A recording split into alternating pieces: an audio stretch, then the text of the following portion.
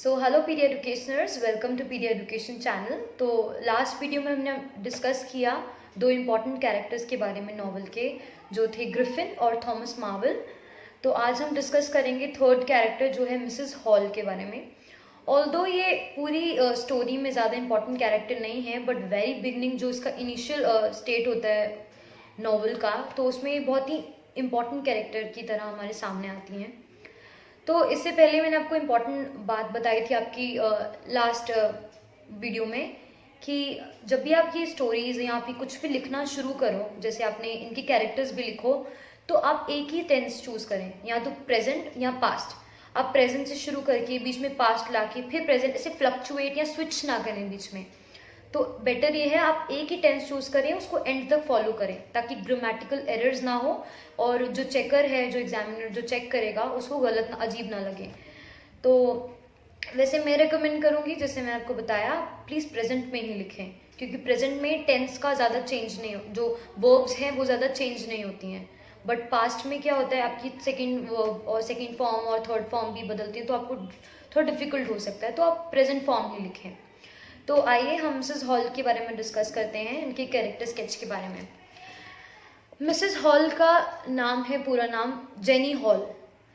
ये विमेन है, बस एक यही एक ऐसा कैरेक्टर है जिसकी मतलब एक पर्सनालिटी, जैसे ग्रिफिन की एक दुश्मन और एक विलन वाला कैरेक्टर सामने आया है, और वहाँ हमें डॉक्टर कैम्प का एक हीरो वाला कैरेक्टर सामने आया है। बट जेनी हॉल एक ऐसी हैं जिनकी बहुत सारी डिफरेंट पर्सनालिटीज़ हैं। एक टाइम पे लालची भी हैं, एक टाइम पे ये बहुत ईमानदार भी हैं, एक टाइम पे ये गुस्से वाली भी हैं, एक टाइम पे बहुत कर्टियस साइड भी इनकी हमें नज़र आई है। तो आइए हम डिस्कस करते हैं one of those most important characters in the beginning में। जैसे मैंने आपको बताया, बहुत ही इंपॉर्टेंट कैरेक्टर्स में आता है इनका नाम, और जिनको इग्नोर नहीं किया जाता, जिस कैरेक्टर को। ये George Hall, mister George Hall की वाइफ हैं and owner of coach and horses inn of Iping village. तो आइपिंग विलेज की कोच एंड हॉर्सेस इन, जो कि एक होटल है, उसकी ऑनर भी हैं।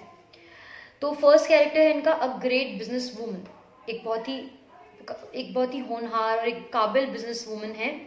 इनके कैरेक्टर से हमें समझ आता है कि एक टिपिकल एग्जाम्पल कि वर्किंग क्लास वुमेन किस तरीके से काम करती हैं, कि एक औरतों का जो जॉब करती हैं औरतें, वो किस तरीके से काम करते हैं, किस तरीके से ये मैनेज करती हैं, उनका एक एग्जाम्पल हमारे सामने आया है।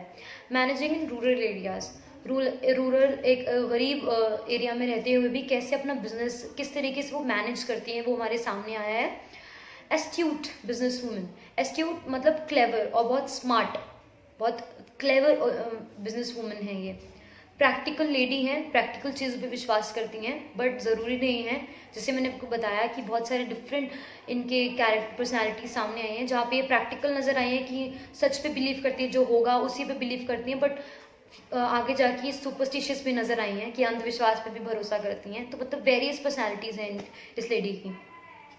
अपनी जॉब बहुत अच्छे तरीके से करती हैं, does her job quite well. बहुत अच्छे तरीके से अपना काम करती हैं, बहुत अपने काम में बहुत मेहनती हैं। मॉडेस्ट एंड डिवोटेड होस्ट, बहुत ही अच्छी नेचर की, अच्छे स्वभाव की, और डिवोटेड होस्ट मतलब बिल्कुल अपने काम से लगाव, पूरे अपने काम के प्रति उनका ध्यान वही रहता है हमेशा। बहुत ही डिवोटेड होस्ट हैं। She did not want to lose in her business. अपने बिजनेस, क्योंकि ग्रेट बिजनेस वूमन है, तो अपने बिजनेस में किसी तरीके से बिजनेस ख़राब नहीं होने देना चाहती, तो रूम दे देती हैं किसी भी अनआइडेंटिकल पर्सन, जो कि अननोन पर्सन है, तो उसको रूम दे देते बिना उसके बारे में जांच पड़ताल किए, क्योंकि उनको अपना बिजनेस एक ट्रैक पे चलाना था। तो अपॉर्चुनिस्ट है, अपॉर्चुनिटिस्ट मतलब मौके का फ़ायदा उठाने वाली। तो अपना ये रूम दे देती हैं बिना उसकी आइडेंटिटी जाने, बिना उसके बारे में कोई भी पड़ताल किए, कोई वेरिफिकेशन किए, वो उसको रूम दे देती हैं। और ग्रिफिन की रूडनेस, ग्रिफिन जितना रूड होता है, उसको भी इग्नोर करती हैं, उसकी तरफ कोई ध्यान नहीं देती। Just because she was being paid, तो वो पूरा ध्यान अपने पैसों पे लगाती है, उसकी आइडेंटिटी जानने से, उसको वेरीफाई करने से बेटर उसके ऊपर ध्यान लगाती हैं। तो gives room just because he was ready to pay, और उसको रूम देती थी जस्ट बिकॉज उसने कहा था मैं अभी पैसे देने को तैयार हूँ। तो बिना कुछ जाने मनी माइंडेड औरत होती हैं, तो मौके का फ़ायदा उठाती हैं वो, तो उसको वो रूम दे देती हैं, मौके का फ़ायदा उठाया, क्योंकि अगर वो मना करती हैं या फिर कुछ आइडेंटिटी जानती, उनको डर था, वो फियर करती हैं कि वो कहीं रूम छोड़ ना दे, तो इसीलिए, और कभी डाउट नहीं करती हैं उस पर, कभी भी उसके ऊपर डाउट नहीं करती। वो फ्यूचर में जाके कभी किसी से उसको लगता है तो फिर धीरे धीरे डाउट होना शुरू होता है, बट स्टार्टिंग में कोई डाउट करती नहीं है उसके ऊपर, डायरेक्ट उसको रूम दे देती हैं।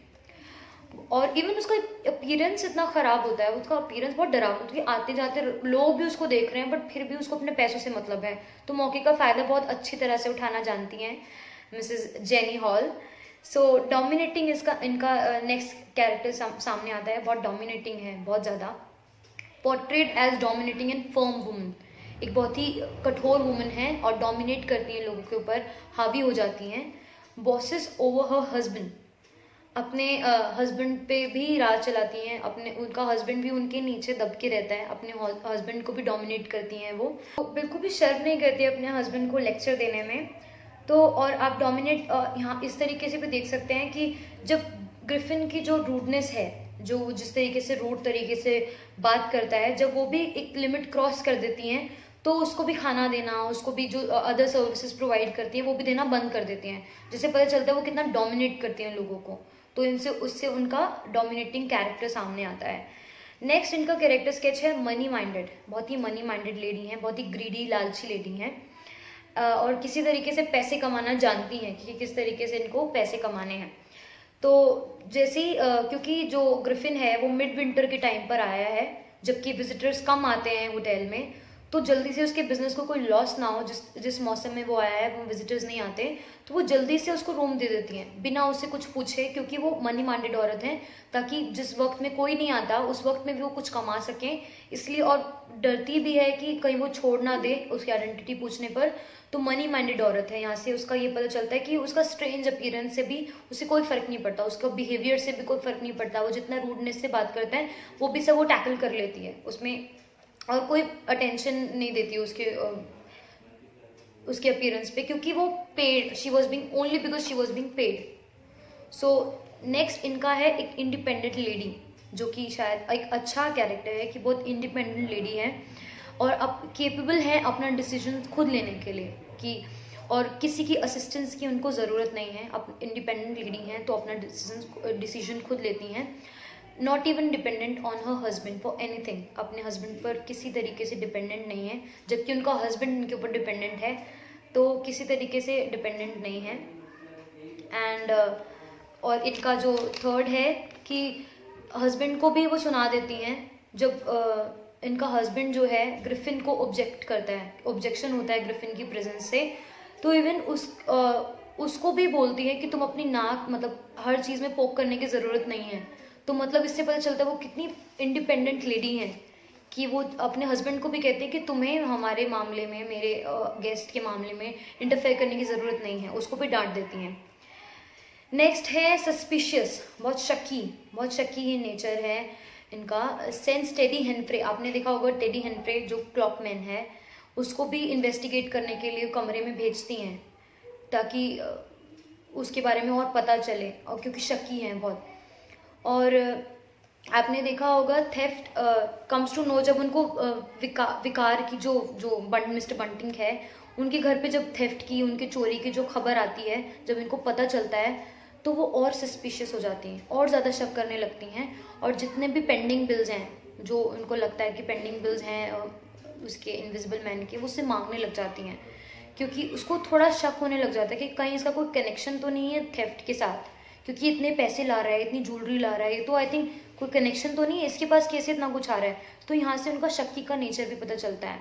और she is quite quick in observing abnormality, कि उनको बहुत क्विक हैं इसके बारे में जानने, मतलब ये सबसे पहले जानती हैं कि कुछ एबनॉर्मल है ग्रिफिन के साथ, कुछ बिहेवियर उसका अजीब सा है। तो जब वो चोरी कर रहा होता है, सब हो रहा है, तो सबसे पहले ही बहुत क्विक है ये सब जानने में। व्हेन ही बिकम्स वायलेंट, जब वो वायलेंट हो जाता है, ग्रिफिन बहुत वायलेंट हो जाता है, मतलब आक्रामक हो जाता है, एकदम मारने लगता है लोगों को, तो वो ट्राई करती हैं कि इससे दूर चले जाएं, to get rid of him, और इवन पुलिस को कॉल करती हैं। तो यानी शकी औरत हैं और एकदम से पुलिस को बताती हैं, यही होती है सबसे पहले पुलिस को बताने वाली।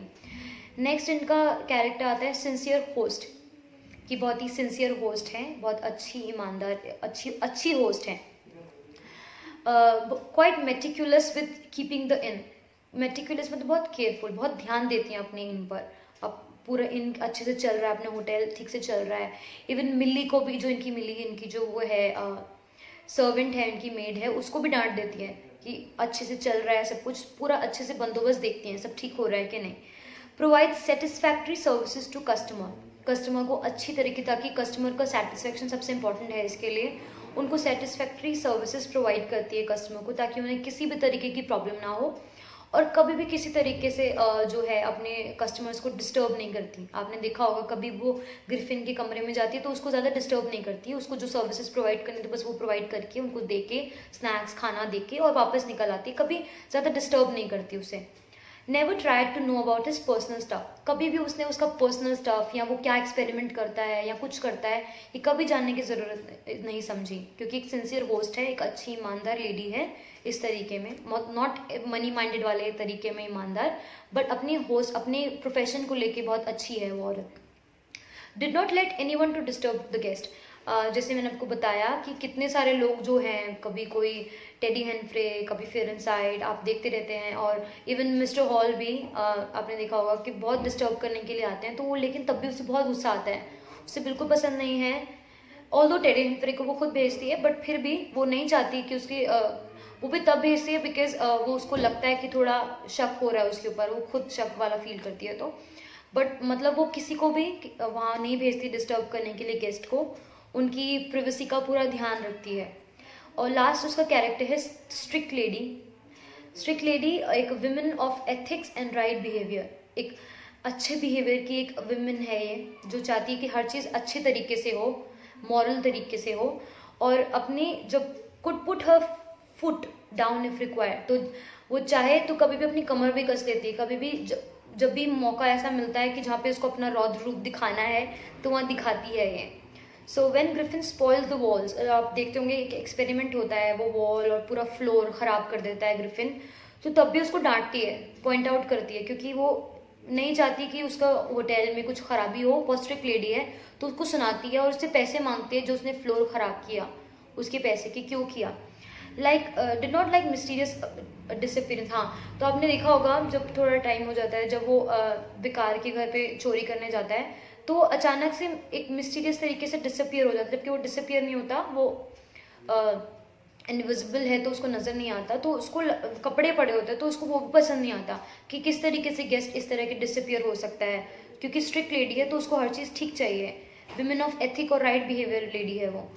और जो थेफ्ट होता है, जब जो चोरी होती है, तो वो और फर्म हो जाती है, और जो एबनॉर्मल बिहेवियर होता है जो फर्नीचर का, जो ग्रिफिन के रूम में जो फर्नीचर हो, उसके लिए भी ग्रिफिन को डांटती है कि तुमने फर्नीचर का क्या हाल किया हो, या अजीब सा क्यों सब कुछ उड़ रहा है, और क्योंकि वो उसको लगता है सुपरस्टिशियस लेडी है, लेकिन फिर वो ग्रिफिन को दोष देती है कि क्या हो रहा है, फर्नीचर की हालत क्या ख़राब कर दी है। और स्ट्रिक्ट लेडी इस तरीके से भी समझ आती है कि जब उसे थेफ्ट के बारे में पता चलता है तो वो और फर्म हो जाती है वो, और उसको जब पैसे भी नहीं मिलते हैं, जब उसको नहीं मिल रही होती जो उसके चार्जेस हैं, उसको पे नहीं कर रहा होता है होटल के चार्जेस, तो उसको खाना देना बंद कर देती है और बाकी सारी सर्विसेज देना बिल्कुल बंद कर देती हैं। और जब वो पैसे देता भी है, पैसे जब वो चोरी करके ला दे, तब भी उसको पूछना होता है, उसको जानना होता है कि पैसे आए कहाँ से हैं, क्योंकि वो थोड़ा शक भी करने लगती है उसके टाइम। तो नेक्स्ट आता है इसका केयरिंग, एक तरीके से हमें इसका कर्टियस साइड, एक सॉफ्ट साइड भी नज़र आती है इस लेडी की, जब वो जानना चाहती है कि क्या उसकी फिजिकल इम्पेयरमेंट के बारे में, कि आपकी क्या हुआ है, जो फिजिकली इम्पेयर है वो आदमी, उसको लगता है कि कुछ फिजिकली ख़राब है आदमी, तो फिर भी उससे पूछती है, बहुत केयरिंग है लेडी, और showed sympathy to at him, तो उसको सिंपथी दिखाती है, उसको केयर करती है उसकी, और उसकी तरफ एक सॉफ्ट साइड दिखाती है। लास्ट इसका कैरेक्टर है सुपरस्टिशियस, ये एक तरीके से अंधविश्वासी लेडी की तरह भी हमारे सामने आई है, जब इसको लगता है कि चेयर, जो ग्रिफिन की कैप है जो कमरे में उसके उड़ रही होती हैं, तो लगता है कि ये इसीलिए उड़ रही है क्योंकि इसमें इविल स्पिरिट है, इसमें कोई गंदी आत्मा है, कुछ बुरी आत्मा है, और ये हॉन्ट हो चुकी है। तो एट लास्ट इसका एक डरपोक वाली साइड भी हमारे सामने आती है, कि जब वो अपने बैंडेजेस रिमूव कर रहा होता है तो डर जाती है, चिल्लाती है, और डर के कारण ये जब वो एक्सपोज कर रहा होता है अपने आप को, तो ही चिल्लाती है। तो यहाँ पे इसकी डर, जहाँ वो डरती भी है, ये वाली साइड भी इसके सामने आती है, तो this is all about Mrs hall. तो यहाँ उनका कैरेक्टर ख़त्म होता है। तो अब हम नेक्स्ट कैरेक्टर पढ़ेंगे जिनका नाम है डॉक्टर कैंप। जो डॉक्टर कैंप जो हैं वो है एक्चुअल प्रोटैगनिस्ट हैं हमारी नॉवल के, यानी कि एक्चुअल हीरो जो है हमारी इस नॉवल के इनविजिबल मैन के, वो डॉक्टर कैंप हैं। He was a young brilliant scientist, एक यंग साइंटिस्ट हैं और ब्रिलियंट हैं बहुत ही। जैसे ग्रिफिन ब्रिलियंट है वैसे ये भी हैं, बट डिफरेंस ज़मीन आसमान का अंतर है दोनों में। फ्रॉम पॉट बर्डॉक में ये रहते हैं। टॉल हैं, लंबे हैं, स्लेंडर पतले आदमी हैं, और flaxen hair in the sense yellowish hair, golden hair उनके हैं, एंड वाइट मुस्टैच, वाइट मूछें हैं उनकी। ओल्ड मतलब पुराने जानकार हैं ग्रिफिन के, जब वो कॉलेज में था ग्रिफिन तब से उसको जानते हैं। और हार्ड वर्किंग, इनका पहला कैरेक्टर स्केच आता है हार्ड वर्किंग, बहुत ही मेहनती हैं, अपने काम को लेकर बहुत ही फोकस्ड हैं, बहुत ज़्यादा फोकस्ड हैं, और पूरा दिन बिजी रहते हैं, बस अपनी डेस्क पर बैठे रहते हैं पूरा दिन। उनका ये काम है अपने नए नए प्रोजेक्ट्स वगैरह के बारे में या कुछ रिसर्चेस करना, तो बस पूरा दिन उसी में बिजी रहते हैं पूरा दिन। एम्बिशियस हैं बहुत ही, उनका एक एम है, और वो क्या कर रहे होते हैं, फेलोशिप एग्ज़ाम जो कि रॉयल सोसाइटी लंदन का है, लंदन में है, उसकी फेलोशिप एग्ज़ाम की तैयारी कर रहे होते हैं। वो जो क्लब है, जो इलाइट साइंटिस्ट का क्लब है, उसको ज्वाइन करना चाहते हैं, और उनका एक एम है, एम्बिशियस हैं तो उनका एक एम है कि वो रिकग्निशन गेन करना चाहते हैं, वो चाहते हैं कि वो पॉपुलर हों, लोग उनको जानें। नेक्स्ट कैरेक्टर इनका आता है ऑब्जर्वेंट, बहुत अच्छे से ऑब्जर्व करते चीज़ों को, और सेल्फ कॉन्फिडेंट थे, जो अच्छे से चीज़ों को ऑब्जर्व करते तभी उन पर विश्वास करते हैं। तो पहले उन्होंने ना इनविजिबल मैन जब उसके घर आया था तो उन्होंने उसके बारे में उसके ट्रेसेस उसको ढूंढे, तब जाके इनविजिबल मैन को पूरा एग्जामिन किया उसको, तब जाके पता चला कि इनविजिबल मैन उसके घर पर है। तो बहुत ऑब्जर्व करते हैं चीज़ों को अच्छे से। रेफर्ड एज डॉक्टर, इनको डॉक्टर की तरह रेफर किया गया है, डॉक्टर कैंप आपने देखा होगा, बट उनकी degree seems to be an academic one rather than medical से ज़्यादा, जो मेडिकल डॉक्टर वाले होते हैं उससे ज़्यादा वो एकेडमिकल डॉक्टर थे, मतलब अच्छे पढ़े लिखे विद्वान थे, नॉट मेडिकल में बट एकेडमिकली वो डॉक्टर कहलाएंगे। ग्रेट लिसनर, बहुत ही अच्छे तरीके से बातों को सुनने वाले आदमी, बहुत ही अच्छे लिसनर थे। आपने देखा होगा कि किस तरीके से ग्रिफिन की बातों को सुनते हैं, किस तरीके से उनको जानते हैं, किस तरीके पेशेंस से उन्होंने उसकी बातों को सुना, एक एक बात को। इवन उन्होंने कहीं भी बीच में इंटरप्ट नहीं किया, और बीच बीच में उसको अर्ज किया कि वो और अपनी चीज़ों को सुनाए और उसके बारे में जाने। तो और बीच बीच में उनको एश्योरेंस भी दे रहे थे कि मुझ पे ट्रस्ट करो, मैं किसी को कुछ नहीं बताऊंगा। यानी कि बहुत ही अच्छे पेशेंस वाले लिसनर थे, और बहुत ही सेंसिबली ग्रिफिन की बातें सुन पा रहे थे, क्योंकि वो भी साइंटिस्ट थे, वो भी साइंटिस्ट था, तो उसकी बातों को रिलेट करके वो ज़्यादा सेंसिबली उस पर विश्वास कर पा रहे थे ग्रिफिन पे, रादर देन बाकी लोग, आम जनता उस पर विश्वास करती। तो बहुत अच्छे लिसनर हैं। नेक्स्ट, सेंसिबल एंड कूल, बहुत ही सेंसिबल आदमी हैं और बहुत ही कूल आदमी हैं, ज़्यादा टेंशन लेने वाले नहीं हैं। He did not get scared by intruder, जब इंट्रूडर मतलब वो घुसपैठिए की तरह उनके घर में आ गया था तो वो बिल्कुल डरे नहीं थे। ही केप्ट हिज कूल, आराम से उन्होंने ठंडे दिमाग से अपना दिमाग को उस तरीके से रखा। जब मर्डर थ्रेट, जब आपने देखा होगा एंड में ग्रिफिन उनको मर्डर थ्रेट देता है, मारने की धमकियाँ देता है, तो और बीच में भी जब वो घर में आते तब भी उनको मारने की धमकी देता है, तुम किसी को मत बताना, फिर भी वो आराम से काम तरीके से, शांत तरीके से उसको हैंडल किया ग्रिफिन को। इन ग्रिफिन को भी उन्होंने अपने तरीके से बना दिया कि वो अपनी बातें दिल से खोल के उनको बता रहा था। यानी कि इनका बिहेवियर इतना अच्छा था कि ग्रिफिन भी थोड़ा अच्छे तरीके से उनको बता रहा, उनके सामने वो ज़्यादा वायलेंट नहीं हुआ। Did not get threat to listen his glory of crimes. हाँ, तो जब वो जो स्टोरी सुना रहा था ग्रिफिन, वो उसकी स्टोरी पूरी क्राइम से भरी हुई थी, और वो बिल्कुल ग्लोरी, एक ऐसा सोच रहा है कि ग्लोरी की तरह, जैसे उसने बहुत प्राउड हो रहा था उस तरीके से उसने अपनी चीज़ें बताई कि मैंने किसको मारा, किसको कत्ल किया, किसने लोगों को लूटा, लेकिन तब भी वो इतना सा भी डरे नहीं। मतलब बहुत सेंसिबल और कूल आदमी, इससे पता चलता है कि बिना डरे उन्होंने इसकी बातें सुनी। मैन ऑफ प्रिंसिपल्स हैं, प्रिंसिपल हैं दैट एक सिद्धांत के आदमी, एक सिद्धांत पे भरोसा करने वाले। He also understood is responsibility for country, कि कंट्री के लिए बहुत रिस्पॉन्सिबल है, अपनी पूरे नेशन के लिए बहुत रिस्पॉन्सिबल आदमी है। और अपनी साइंटिफिक नॉलेज जो ग्रिफिन ने किया वो गलत तरीके से यूज़ किया, बट ये अपनी साइंटिफिक नॉलेज किसी भी तरीके से गलत तरीके से यूज़ नहीं करना चाहते थे, और जैसे ग्रिफिन ने किया उस तरीके से किसी को कभी हर्ट नहीं करना चाहते थे। और बहुत ही लॉफुल पर्सन, जैसे वो अनलॉफुल पर्सन, मतलब इनके बीच में डिफरेंस है बिल्कुल ज़मीन आसमान का। तो ये लॉफुल पर्सन है, लॉ के तहत हर काम करते हैं और अपने सिद्धांत में रहते हैं। He did not get attracted to Griffin ideas. जो भी ग्रिफिन की चीज़ें थी वो बताता था कि मैं रीन ऑफ टेरर बनाऊंगा, मैं ये सब चीज़ें फैलाऊंगा, लेकिन वो तब भी इससे अट्रैक्ट नहीं हुए और उसकी बातों में, उसके झांसे में नहीं आए और उसकी रिग्न ऑफ टेरर में शामिल होने के लिए बिल्कुल भी रेडी नहीं हुए अंदर, चाहे वो प्रिटेंड कर रहे हो उसको संभालने के लिए, लेकिन वो अंदर से कभी ऐसे नहीं थे और उसकी बात से किसी भी आइडिया से अट्रैक्ट नहीं हुए। जबकि ग्रिफिन पूरी तरीके से चाहता था उसे भी शामिल करना, बट वो किसी भी, क्योंकि सिद्धांत के आदमी थे, अपने सिद्धांत पर रहते थे, तो वो बिल्कुल अट्रैक्ट नहीं हुए। नेक्स्ट इनका कैरेक्टर है प्रैक्टिकल, जो हुआ है सच पे विश्वास करना। प्रैक्टिकल आदमी थे और बहुत ही वेल डिसिप्लिन्ड आदमी थे और अपनी कंट्री के लिए बहुत ही लॉयल थे। अपनी कंट्री को किसी भी तरीके से धोखा नहीं देना चाहते थे और आम जनता को, आम लोगों को बिल्कुल भी नुकसान नहीं पहुंचाना चाहते थे। और he love to remain idealistic and non interfering. वो अकेले में अपने ऊपर, अपने काम पर ध्यान देना पसंद करते थे और लोगों को चाहते थे कि उनको कोई इंटरफेयर ना करे, कोई किसी भी तरीके की इंटरफेरेंस नहीं पसंद करते थे वो अपने काम में। Being a scientist he did not believe at invisible man first, but as a scientist, क्योंकि वो प्रैक्टिकल आदमी है, प्रैक्टिकल आदमी साइंटिस्ट होते हुए भी इन्होंने स्टार्टिंग में एक इनविजिबल मैन पे विश्वास नहीं किया फर्स्ट, शुरुआत में। He was very practical. This shows कि वो कितने प्रैक्टिकल आदमी थे। नेक्स्ट है कर्टियस, कितने अच्छे जेनरस आदमी थे ये। When invisible man came to his house and asked for help, तो वो आया जब इनविजिबल मैन और मदद मांगने के लिए आया, उन्होंने उसकी बहुत अच्छे तरीके से हेल्प की। नॉट ओनली हेल्प की, उन्होंने उसको फूड दिया, उसको क्लोथ्स दिए और कहाँ सोना है उसको अच्छी जगह प्रोवाइड की कि वो वहाँ सोए, अपने बेड पे उसको सुलाया और उसकी पूरी सेफ्टी का उसको एश्योर किया कि तुम यहाँ सेफ हो, और उसके फ्रीडम की पूरी रिस्पेक्ट की, तुम्हें भी फ्री रहने का हक है। तो इस तरीके से पता चलता है कि वो कितने अच्छे दिल के आदमी थे, एक रिस्पॉन्सिबल सिटीजन थे।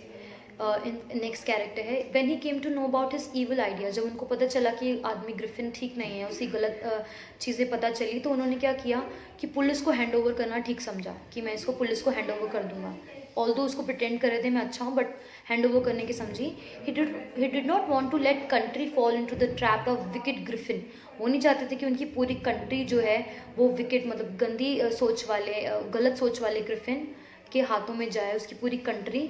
तो एक रिस्पॉन्सिबल सिटीजन थे and did not want to be a partner in crime as offered but refused. और पार्टनर इन क्राइम नहीं बनना चाहते थे, जो कि ऑफर किया गया था ग्रिफिन की तरफ से इनको, बट इन्होंने मना कर दिया। और ये बिल्कुल अगेंस्ट थे उसके रिग्न ऑफ टेरर के, जो वो रिग्न ऑफ टेरर फैलाना चाहता था वो बिल्कुल अगेंस्ट थे। और कॉलोनर एड जो कि चीफ हैं पुलिस के, उसको इन्फॉर्म किया सीक्रेटली यहाँ आने के लिए और उसको गिरफ्तार करने के लिए। बहुत ह्यूमन, और नेक्स्ट है बहुत ह्यूमैनिटी वाले पर्सन थे, बहुत एक इंसानियत थी इनके अंदर। He was a very kind hearted person, even wanted Griffin, और वो चाहते थे बल्कि वो गलत ना हो, बल्कि ग्रिफिन ही अच्छा हो जाए, वो ही चाहते थे कि ग्रिफिन भी एक इंसानियत पाले और वो भी इंसानियत के लिए काम करे। But wanted to change Griffin, और लेकिन वो फेल हो गए। वो खुद ग्रिफिन को बदलना चाहते थे बट वो फेल हुए, ग्रिफिन और भड़क जाता था इस बात से। नेक्स्ट कि ये ब्रेव थे। आपने देखा होगा स्टोरी के एंड में उन्होंने अपनी पूरी लाइफ जो है थ्रेट में डाल दी, एक डर पे डाल दी, एक ऐसे रिस्क पर डाल दी कि ताकि ग्रिफिन अरेस्ट हो पाए। अपनी पूरी वेलफेयर ऑफ सोसाइटी, लोग मतलब सोसाइटी, समाज की भलाई के लिए इन्होंने अपने आप को सेक्रीफाइस कर दिया और अपने आप को एक बेट बना लिया। बेट मतलब कि एक जो जैसे हम चिड़िया को देते हैं उसको अट्रैक्ट करने के लिए, तो ऐसे ही वो उसके पीछे पड़ा हुआ था ग्रिफिन डॉक्टर कैंप की, क्योंकि उसको गुस्सा आ गया था कि इसने अरेस्ट करवाया था उसको डॉक्टर कैंप ने, क्योंकि वो डॉक्टर कैंप पे विश्वास नहीं करता था, डॉक्टर कैंप ने उसको चीट किया था, तो उसके पीछे पड़ गया था। तो उन्होंने अपने आप को एक बेट की तरह यूज़ किया, अपनी लाइफ को डेंजर में डालते हुए भी। इससे पता चलता है, और इसी वजह से हमारी एडमायरेशन, हमारा प्यार जो है रीडर्स का इनके ऊपर जाता है। ये हीरो है नॉवल के, तो इस तरीके से इनका अच्छा कैरेक्टर सामने आता है। बट लास्ट की कहानी में, लास्ट की जो स्टोरी है उसमें उनकी थोड़ी अलग सी साइड नज़र भी आती है। ऑल्दो अभी तक हमारा प्यार पाया है, हीरो हैं हम जानते हैं, बट लास्ट में एक अजीब सी साइड आई है कि एंड ऑफ द स्टोरी में हम ये इमेजिन भी कर सकते हैं कि इनकी रियल इंटेंशन थी पुलिस को इसके बारे में इन्फॉर्म करने की, कि ये चाहते थे कि इनको फॉर्मूला मिले इनविजिबल होने का, जो कि शायद ग्रिफिन को मिल चुका था। एज अ साइंटिस्ट ये नहीं ढूंढ पाए थे। और इवन मार्वल को भी इंक्वायर करने के लिए यही जाते हैं, मार्वल से पूछताछ करते हैं कि तुमने किताब चुराई जो मेरे कमरे से, कि वो किताब को चाहते थे कि इनको फॉर्मूला मिल जाए। एक तरीके से इनका ये भी रूप सामने आया है, बट एट लास्ट इन्होंने जो किया, ग्रिफिन को मरवाया और एक हीरो साबित हुए इस नॉवल के लिए। Thank you and stay tuned.